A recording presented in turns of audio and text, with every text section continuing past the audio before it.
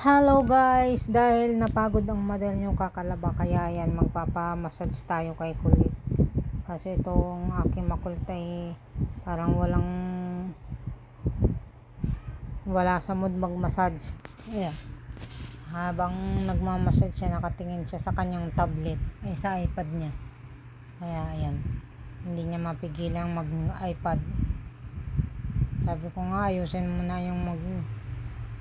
na magmasahe sa mama at napapagod ang mama. Kaso wala talaga sa mood itong pinapamassage ko. Ayan. Pero pagka may mood naman yan, kusa yan nagsasabi na imamassage daw niya ako. Kaya lang itong time na to, kaya kailangan ko ng massage. Kasi ang dami kong nalabhan. Ayan. Siya talaga yung aking taga-massage pagka ako'y masama ang pakiramdam sa likod. Kaso wala naman siyang sa mood. Kaya yan, tingnan mo siya mag-massage. Tamad na tamad. Tablet kasi siya, iPad kasi siya ng iPad eh. Kaya yan, wala kabuhay-buhay itong nagmamassage sa akin.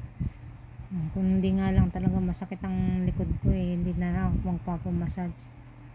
Hindi ako makakatulog pagka hindi yan binugbog din yung minassage din yung likod ko.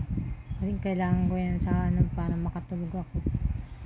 Ganyan lang naman ang aking pahinga. Pagkatapos ko maglaba, magpapamassage ako kay Kulit dahil masakit talaga ang aking back. Ayan. Sabi ko nga kay Kulit ayusin niya magmassage para makatulog ako.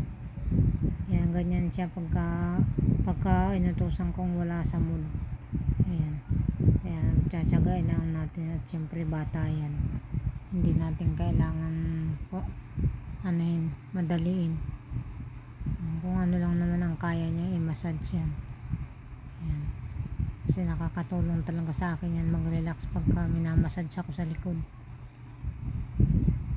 Kahit hindi yan magaling mag-massage sa likod ko, ayos lang yan. Basta medyo masahe lang yung likod ko, masaya na ako dun. Kunting tiis lang naman ito. Nahumaling kasi sa iPad itong batang to, kaya wala sa mood pero pag nasa mood yan, magaling naman yan mag-massage eh. Ayan, mag-massage. Hindi siya magana mag-massage ngayon. Siguro na siya sa iPad. Ayan, patigil-tigil. Yan, ganyan lang ako pagka masakit ang likod ko. Si Kulit lang ang nagmamasahe. Minsan nga gusto ko subukan yung massage dun sa SM. Kaya naman baka makiliti naman ako. Nakikiliti kasi yung likod ko pag iba nang nagmamasahe.